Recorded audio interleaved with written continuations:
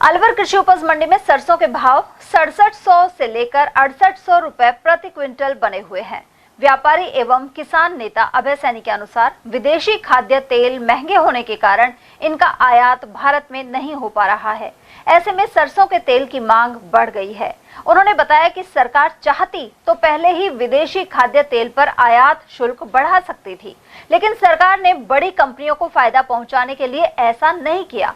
उन्होंने कहा कि बढ़ी हुई सरसों की कीमत का लाभ किसानों को नहीं मिल पा रहा है। सर, मंडी में सरसों के क्या भाव चल रहे हैं, कितनी आवक हो रही है, कैसी क्वालिटी की आ रही है, क्या जानकारी? आज बाजार रहे हैं 6600 से 6800 रुपए 42 लैब पर। सरसों बिकती है लैब के आधार पर। 1 क्विंटल सरसों में 42 किलो तेल जो होता है उसका भाव तय होता है। पिछले दिनों के मुकाबले लगभग 1100-1200 रुपए की तेजी मंडी में रही है सरसों में।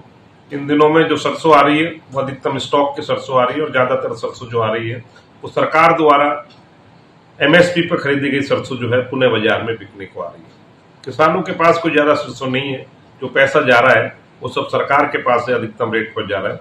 सरकार ने बाहर से जो तेल आता है उसके ऊपर आयात शुल्क बढ़ा दिया है और साथ ही उसके ऊपर बैन भी लगाया है, जिससे ऐसा लग रहा है कि सरसों में भी और भी तेजी हो सकती है। सर, मेरा सवाल ये कि जब किसान सरसों बेचता है तो विदेश के आयात जो तेल होता है और जब व्यापारी बेचता है तो उस पर आयात को मतलब कि बंद कर दिया जाता है और जिससे सरसों तेज हो जाती है। तो किसानों को सरकार फायदा नहीं देना चाहती, व्यापारियों को भी फायदा नहीं देना चाहती। सरकार किसानों की सरकार नहीं, सरकार पूंजीपति लोगों की। सरकार लाभ तो देना चाहती है, लेकिन लाभ देना चाहती है उन घरानों को जिन घरानों में बड़े व्यापार है। सरकार जब प्याज, सरसों का तेल, बहुत सी चीजें ऐसी जो हिंदुस्तान से बाहर जाती है।